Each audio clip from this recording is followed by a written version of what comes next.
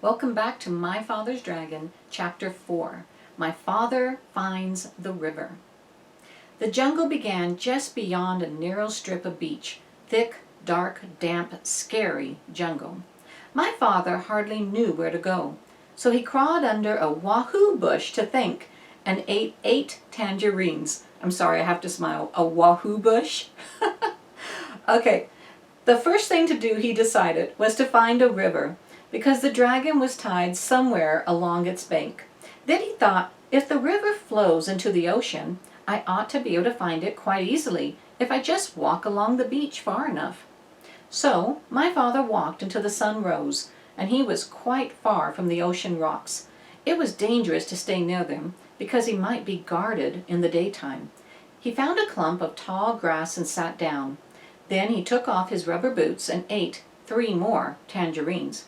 He could have eaten 12, but he hadn't seen any tangerines on this island, and he could not risk running out of something to eat.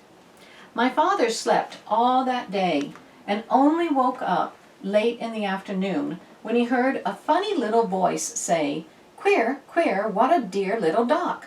I mean, dear, dear, what a queer little rock."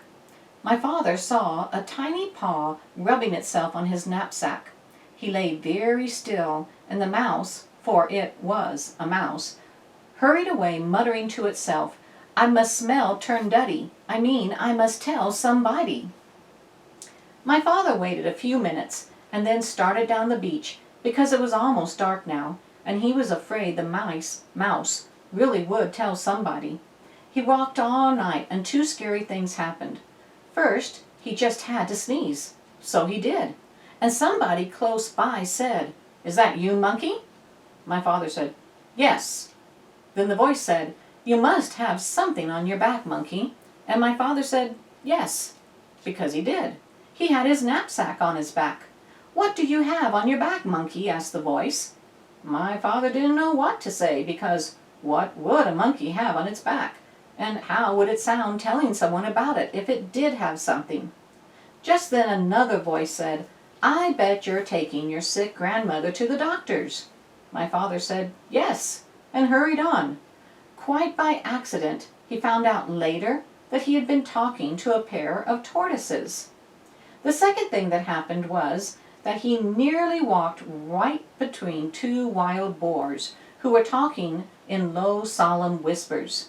When he first saw the dark shapes, he thought they were boulders. Just in time, he heard one of them say, "There are 3 signs of a recent invasion. First, fresh tangerine pills were found under the wahoo bush near the ocean rocks. Second, a mouse reported an extraordinary rock some distance from the ocean rocks, which upon further investigation simply wasn't there. However, more fresh tangerine pills were found in the same spot, which is the 3rd sign of an invasion. Since tangerines do not grow on our island, somebody must have brought them across the ocean rocks from the other island, which may or may not have something to do with the appearance and/or the disappearance of the extraordinary rock reported by Mouse."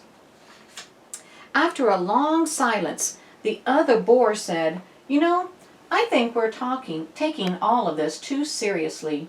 Those pills probably floated over here all by themselves, and you know how unreliable mice are. Besides, if there had been an invasion, I would have seen it." "Perhaps you're right," said the first boar. "Shall we retire?" Whereupon they both trundled back to the jungle. Well, that taught my father a lesson, and after he had saved all his tangerine pills, he walked all night and toward morning came to the river. Then his troubles really began. Well, that was really smart of him, learning that he needed to save his tangerine pills, because that was how they were tracking him. So it shows that his dad's pretty darn smart, even as a kid, don't you think? So, at this time, go ahead and do your Chapter 4 activities, and we'll come back and see what happens in Chapter 5.